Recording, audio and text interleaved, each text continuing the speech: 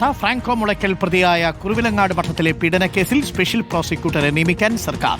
അതിജീവിത മുഖ്യമന്ത്രിയെ കണ്ടതിന് തൊട്ടു പിന്നാലെയാണ് സ്പെഷ്യൽ പ്രോസിക്യൂട്ടറായി അഡ്വക്കേറ്റ് BG ഹരീന്ദ്രനാഥിനെ നിയമിക്കാൻ നിർദ്ദേശം നൽകിയത്. വിജ്ഞാപനം ഉടൻ പുറത്തിറങ്ങും. ഹരിമോഹൻ, അതിജീവിതയ്ക്കൊപ്പം എന്നുള്ളതാണ് സർക്കാരിന്റെ നിലപാടെന്ന് സർക്കാർ പറയുന്നു. പക്ഷേ കഴിഞ്ഞ ബിഷപ്പ് ഫ്രാങ്കോ മുളയ്ക്കൽ കേസിൽ വിധി വന്നതിനു ശേഷം ഇതുവരെ സ്പെഷ്യൽ പ്രോസിക്യൂട്ടറെ നിയമിക്കാത്തത് ഈ അതിജീവിത മുഖ്യമന്ത്രിയോട് പരാതി പറഞ്ഞു. അതിന് തൊട്ടു പിന്നാലെയാണോ ഇപ്പോൾ ഹരീന്ദ്രനാഥിനെ സ്പെഷ്യൽ പ്രോസിക്യൂട്ടറായി നിയമിച്ചുകൊണ്ട് തീരുമാനമായിരിക്കുന്നത്? ഉത്തരവുടൻ ഇറങ്ങുമോ? അരുൺ, തീർച്ചയായിട്ടും വളരെ പ്രധാനപ്പെട്ട ഒരു നീക്കമാണ് സംസ്ഥാന സർക്കാരിന്റെ ഭാഗത്തു നിന്ന് വന്നിരിക്കുന്നത്. മുഖ്യമന്ത്രിയാണ് BG ഹരീന്ദ്രനാഥിനെ ഫ്രാങ്കോ മുളയ്ക്കൽ പ്രതിയായിട്ടുള്ള കേസിൽ സ്പെഷ്യൽ പ്രോസിക്യൂട്ടറായി നിയമിക്കുന്നതിന് വേണ്ടിയുള്ള ഒരു ഉത്തരവ് പുറപ്പെടുവിച്ചത്. അതിന്റെ വിജ്ഞാപനമാണ് ഇനിയിപ്പോൾ ഔദ്യോഗികമായി പുറത്തിറങ്ങേണ്ടതുള്ളത്. അത് അധികം വൈകാതെ തന്നെ അല്പസമയത്തിനുള്ളിൽ തന്നെ വിജ്ഞാപനം പുറത്തിറങ്ങുമെന്നുള്ളതാണ് മുഖ്യമന്ത്രിയുടെ ഓഫീസിൽ നിന്ന് വ്യക്തമായി അറിയിച്ചിരിക്കുന്നത്.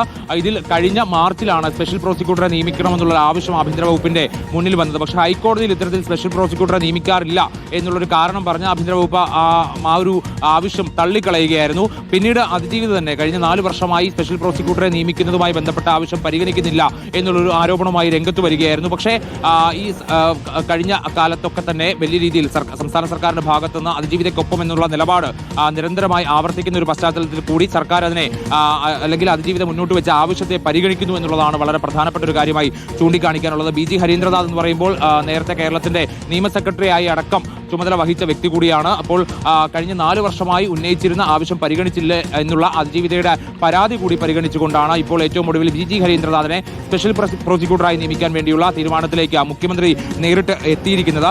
2016 കാലഘട്ടത്തിൽ 2016-18 കാലഘട്ടത്തിലാണ് ഇത് കേസിനാസ്പദമായ സംഭവം നടക്കുന്നത്. പിന്നീട് 2018 കേസ് രജിസ്റ്റർ ചെയ്യുകയും ഫ്രാങ്കോ മുളയ്ക്കലിനെ അറസ്റ്റ് ചെയ്യുകയും ഉണ്ടായി. പിന്നീടാണ് വിചാരണ കോടതി ഫ്രാങ്കോ മുളയ്ക്കലിനെ വെറുതെ വിടുന്ന ഒരു നിലയിലേക്ക് കാര്യങ്ങൾ എത്തിയത്. പിന്നീട് ഹൈക്കോടതിയിൽ ഈ കേസ് വരുമ്പോഴാണ് സ്പെഷ്യൽ പ്രോസിക്യൂട്ടറുടെ ഒരു നിയമനവുമായി ബന്ധപ്പെട്ടുള്ള കാര്യങ്ങൾ പിന്നെയും ചർച്ചയാകുന്നത്. കഴിഞ്ഞ ദിവസം നിയമമന്ത്രി P. രാജീവും ഇക്കാര്യത്തെക്കുറിച്ച് സംസാരിക്കുന്ന ഘട്ടത്തിൽ പറഞ്ഞത് സാധാരണഗതിയിൽ ഹൈക്കോടതിയിൽ സ്പെഷ്യൽ പ്രോസിക്യൂട്ടറെ നിയമിക്കാറില്ല, അതുകൊണ്ടാണ് അത്തരത്തിലൊരു ആവശ്യം വന്നപ്പോൾ ആഭ്യന്തര വകുപ്പ് അത് തള്ളിയത്. പക്ഷേ ഇക്കാര്യങ്ങൾ വീണ്ടും ആലോചിക്കുമെന്നുള്ളത് കൂടി സംസ്ഥാന സർക്കാരിന്റെ ഭാഗത്ത് നിന്ന് കഴിഞ്ഞ ദിവസം വ്യക്തമാക്കിയിരുന്നു.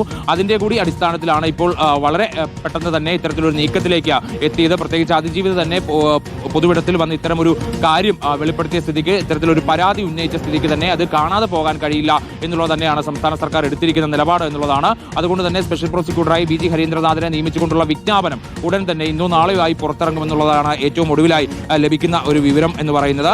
എന്തായാലും ഇതുമായി ബന്ധപ്പെട്ടിട്ടുള്ള മറ്റ് ആക്ഷേപങ്ങൾ, പരാതികളൊക്കെ തന്നെ ഇനി അങ്ങോട്ട് മുന്നോട്ട് പോകുന്നുള്ളൂ. അതായത് സ്പെഷ്യൽ പ്രോസിക്യൂട്ടർ നടപടിയായി മുഖ്യമന്ത്രി അതിജീവിത കണ്ടതിനു ശേഷമാണ്, സിസ്റ്റർ കണ്ടതിനു ശേഷമാണ് മുഖ്യമന്ത്രി വളരെ പെട്ടെന്ന് ഇപ്പോൾ തീരുമാനമെടുത്തിരിക്കുന്നത്.